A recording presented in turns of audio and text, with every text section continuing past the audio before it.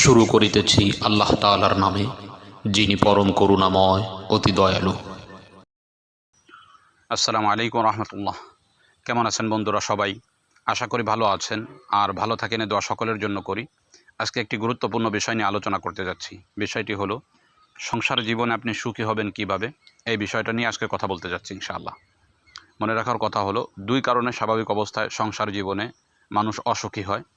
একটা কারণ হলো যদি অর্থনৈতিক পেরেশানি মাথার মধ্যে চলে আসে, যদি অর্থনৈতিক কোনো উন্নতি ঘটানো না যায় তাহলেও সংসারের মধ্যে অসুখী জীবন আসে, সংসারে মানুষ অসুখী হয়।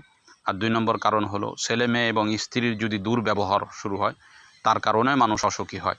তো আমরা আজকে আলোচনা করতে যাচ্ছি যে অর্থনৈতিক দিকটা যদি আপনার দুর্বল হয়ে যায়, তো সেক্ষেত্রে কিভাবে আপনি অর্থনৈতিক দিকটাকে শক্তিশালী করবেন এবং সংসার জীবনে সুখী হবেন, সেই বিষয়টা নিয়ে কথা বলতে যাচ্ছি।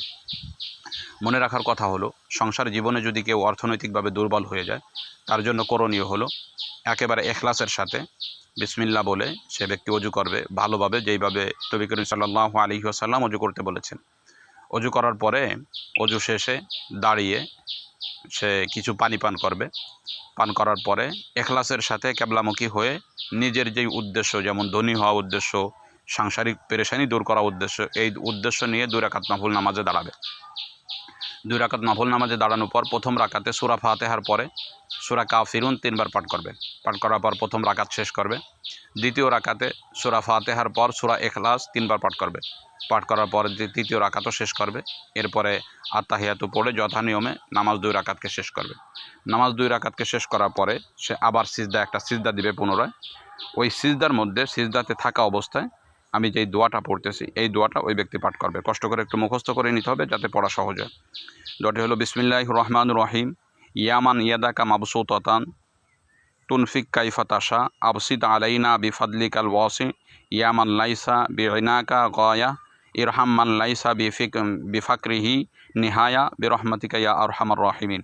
আমি দোয়াটি আবার পড়ছি এবং ডিসপ্লেতে দিয়ে দেওয়া হবে, আপনারা ডিসপ্লে থেকে দেখে নিতে পারবেন ইনশাআল্লাহ। দোয়াটি হলো বিসমিল্লাহির রহমানির রহিম। ইয়ামান ইয়াদাকা মাবসুতাতান তুনফিক কাইফা তাশা আবসিত আলাইনা বিফাদলিকাল ওয়াসি ইয়ামান লাইসা বিগিনাকা গায়া ইরহাম মান লাইসা বিফাকরিহি নিহায়া বিরহমাতিকা ইয়া আরহামার রাহিমিন।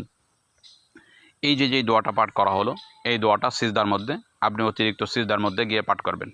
এই আমলটি যদি আপনি কিছুদিন পর্যন্ত করতে থাকেন ইখলাসের সাথে, তো আমি আল্লাহ তাআলার কাছে আশাবাদী এই আমলের বরকতে আপনার যেই অর্থনৈতিক পেরেশানি চলতেছিল, এই পেরেশানিগুলো দূর হয়ে যাবে ইনশাআল্লাহ। এবং আপনার অতি দ্রুতই সংসার জীবনে অর্থনৈতিক যেই পেরেশানি, এটা দূর হয়ে আল্লাহ তাআলা সুখময় জীবন দান করবেন। তো আজকে এ পর্যন্তই, দেখা হবে অন্য কোনো দিন অন্য কোনো বিষয় নিয়ে। আসসালামু আলাইকুম ওয়া রাহমাতুল্লাহ।